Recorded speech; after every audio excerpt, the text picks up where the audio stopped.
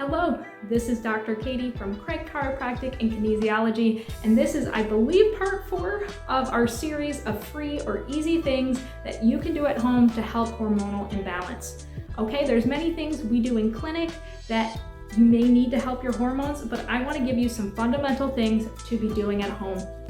We've already talked about the need for adequate sleep, the need for hydration, the need to eat quality protein and not let our blood sugar drop.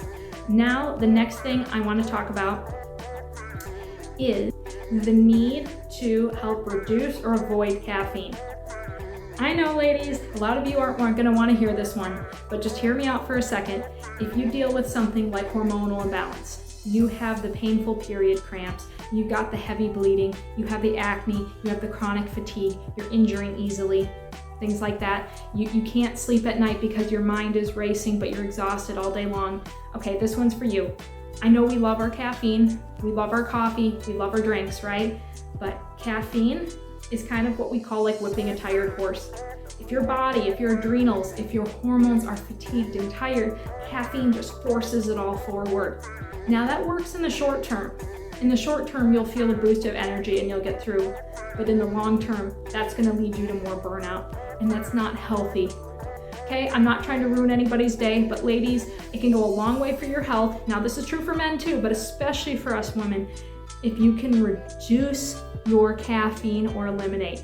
Now, if you choose to do this, I do not recommend going cold turkey. Take your time. If you drink 2 cups of coffee on a daily basis, okay, let's say I had 2 cups of coffee this morning. I would say tomorrow morning, could I have like 1, maybe 1.5 cups, 1 3/4 cups, okay? Not quite the 2, but still some. Day after that, could I have a 1.5 cup? Day after that, could I have 1 and maybe a 1/4 cup? Day after that, maybe go down to 1 cup, and then just gradually take it down till I'm done, okay, with that. Now, I understand that coffee is also a social thing. It's a good thing for mental health. We love holding the warm cup, and it's the thought and taste. It's an experience even more than just the caffeine. And if that's something that's important to you, there are excellent alternatives. There's some wonderful teas. I know some of you are gonna be like, no, I don't want tea, that's not the same. I totally understand, but just hear me out. I was in college myself dealing with hormonal problems, and it was really hard when I was told that I had to go off of caffeine and I could no longer drink coffee. I was a busy, stressed college student, and I was like, how am I gonna survive the day? I wound up switching to a tea called Sweet and Spicy. I believe the brand is Good Earth. They have a caffeine-free version, and I love this one because it had more of a body than most tea does. It was closer to a coffee. It was dark, it was strong, it had an aroma. It has a bit of a kick to it. It has that sweet kind of almost citrusy flavor, and then it has that chai, almost cinnamon kind of spice. It'll wake you up in the morning and it can motivate you. That's what I loved, and that is one of them that helped me get through college. There's some other wonderful spice teas if you're looking for more of a pick-me-up. There's all different flavors.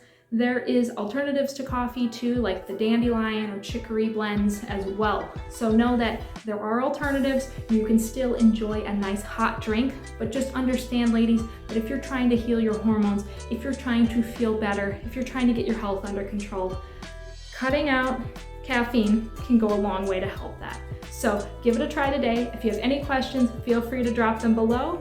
And listen up for our next video where we'll be sharing more tips and advice to help balance your hormones at home. All right, thank you.